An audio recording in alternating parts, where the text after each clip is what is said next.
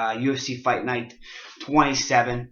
That's on the 28th. So next week, we're going to see Carlos Condit and Martin Kampmann fight for the second time. Now Carlos Condit comes into when the WBC was absorbed into the UFC. He comes in a highly touted. Basically, he was the GSP of the WEC.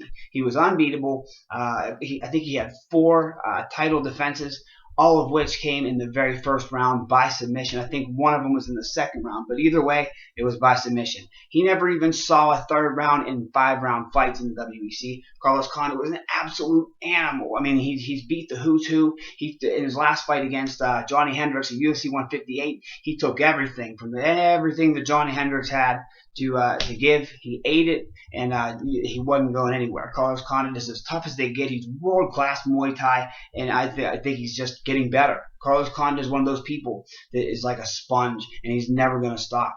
He's not old, but he's not young either. He's in the middle of his career, and I can see him holding a title belt again someday. And this is one step towards not only redemption, but also the title. We'll start off with Brad Tavares versus Robert McDaniel. I don't know too much about Robert McDaniel, but I do know this. He's plus 325, which means he's 3-1 underdog, so it's worth putting a couple dollars down on. But I'll take that back. Brad Tavares, proud Hawaiian, coached by Chuck Liddell in The Ultimate Fighter. He's a 4-1 to win. Usually when they go up that high, and these are official Vegas odds, you probably shouldn't go against them. However, Bigfoot Silva and Alistair Overeem made a lot of people some money and made a lot of bookies very upset. Court McGee, he can kick heroin, he can kick this guy. Robert Whittaker, I've heard the name, don't know too much. Whittaker's the favorite at minus 145, and Court McGee is plus 125. On short notice, we have Brian Malenkon, who's 2-1 plus 200, taking on Kevin Gastelum. You might remember him from the Ultimate Fighter season, Jones versus Sonnen. He was on Team Sonnen, and he was, I think, a bounty hunter, or he worked for a bondsman or something like that. And he was like the smallest guy in the show. I think he was like ranked dead last, and he ends up pulling it out, and winning the entire show. I wasn't a big fan of his because I was just such a huge fan of Uriah Hall at the time that there was no room for anybody else. Moving on, Rafael Dos Anjos will take back seat to Donald Cerrone. Donald Cerrone, the favorite, not only a favorite, but a 2-1, almost.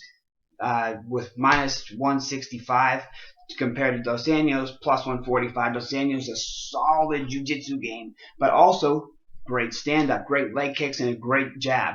Cerrone, I can say the exact same, but I can say it with more confidence. There's few people that have world-class kickboxing like Cerrone does, and a world-class ground game like Cerrone does. He can work on his wrestling a little more, and certainly his striking defense can use a little bit of work. So that's an interesting matchup. That's actually a coin toss. I don't know, and I certainly could not pick a winner.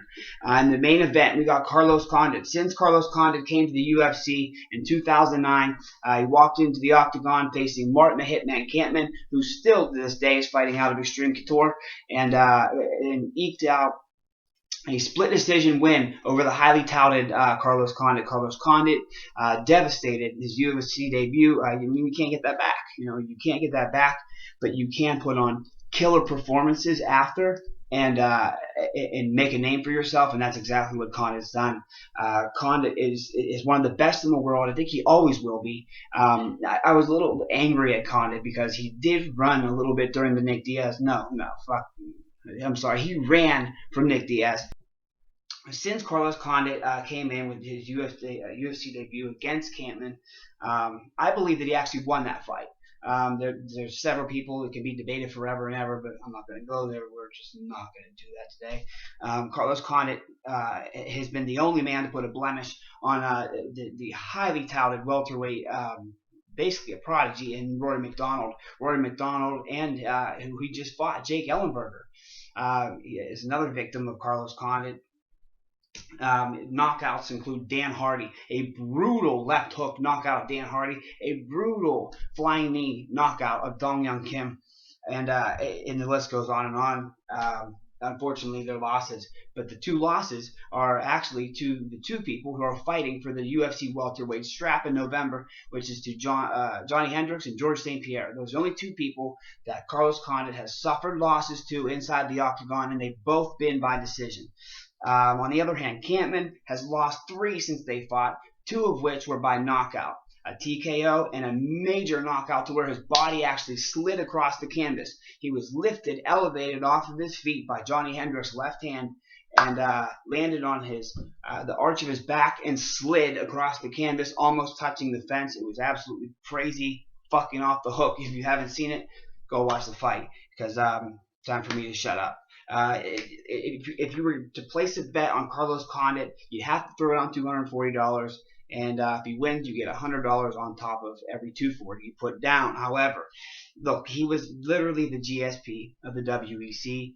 His list of victims is John Alessio, Kyle Jensen, Tanaka, Brock Larson, Frank Trigg. I mean, he was a kid when he fought Trigg, for Christ's sake. Really, I think it was on Rumble in the Rock. It wasn't in the WEC. But he beat Frank Trigg, basically. I think he was 21 or 22 years old. He beat Frank Trigg. Right now, his UFC record stands at 5-3, but that's a very strong 5-3. Kampmann earned an amazing come-from-behind victory over Thiago Alves, who was beating him the entire fight. I think there was 45 seconds left in the third and final round.